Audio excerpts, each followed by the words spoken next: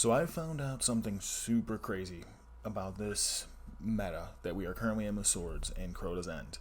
So I decided to try different swords again, Shirochi, or sorry, Kalli. I always call her Shirochi. I don't know why. Last night I was with my girlfriend at her house and we were bored, so I'm like, let's try some different swords. I want to test some stuff. I'm bored. So we tested some things. Now, as you can see, the background gameplay is just me running around with not Assassin's Blade. Oh my God, Goldtusk. Once you see it, switch to it. The reason why I'm using Goldtusk is I found some things that are pretty nutty. So I watched the video with Saltigarpo and his raid team beating Crota with only light attacks. And I went, I wonder how strong light attacks can be. Now, for about an hour last night, me and my girlfriend tested.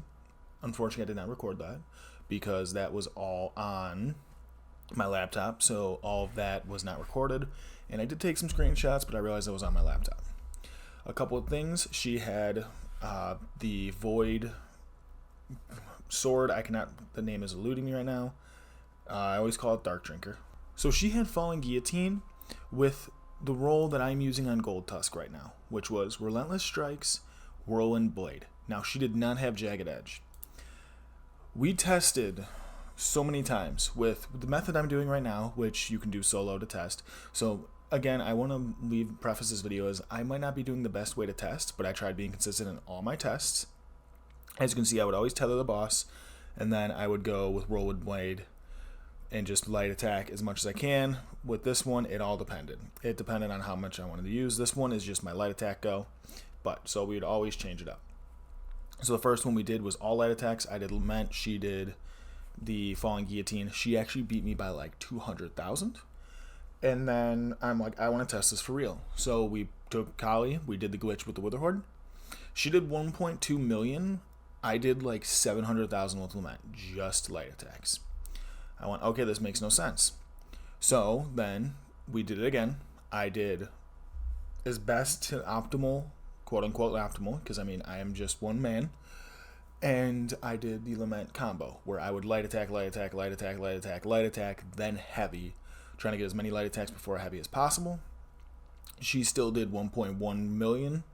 Inconsistency is a thing. I did about 800,000.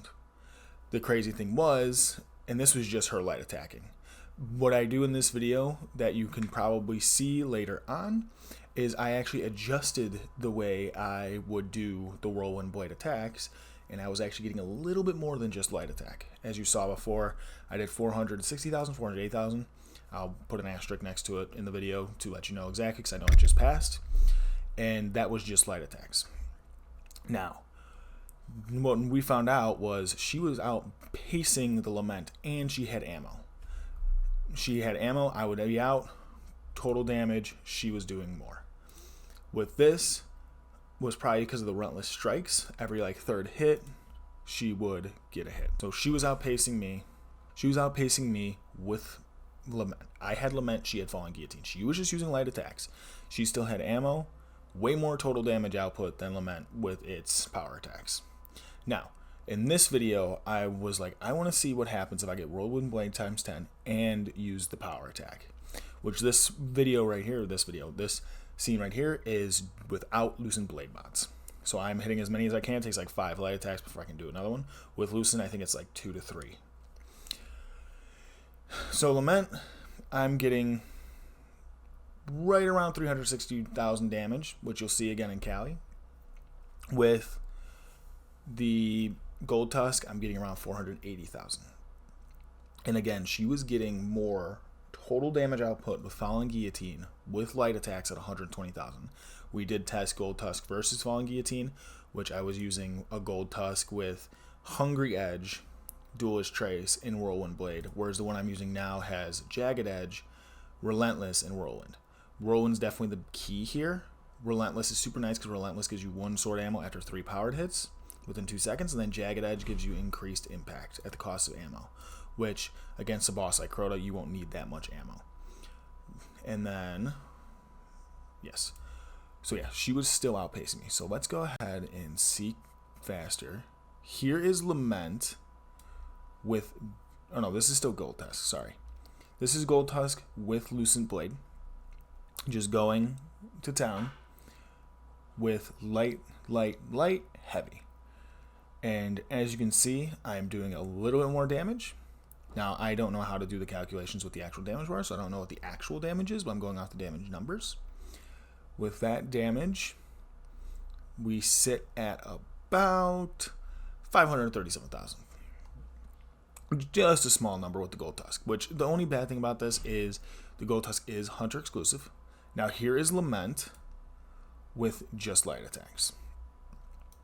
Now, a good thing about this is Relentless and Whirlwind Blade with Jagged Edge is not limited to Goldtusk or Fallen Guillotine. I know it is on a couple of other swords, like Crown Splitter, which I don't have. I don't know how it would react. That'd be a good one to test. I know the other half has it. I do know I don't know if it's seasonal. Yeah, I think it's the seasonal world drop. Nasreddin has it. But the one thing I will say is I think Fallen Guillotine will probably have the most damage. Because as I said, I did not try the ×10 Whirlwind Blade, then heavy attack. Yeah, 354,000. This is Lament with just light attacks. Now, the only bad thing about this testing is with Lament, Kalli moves a lot. So as you can see in this damage test here, she moves a lot, the sword comes off, and then I go flying and I lose a little bit of damage.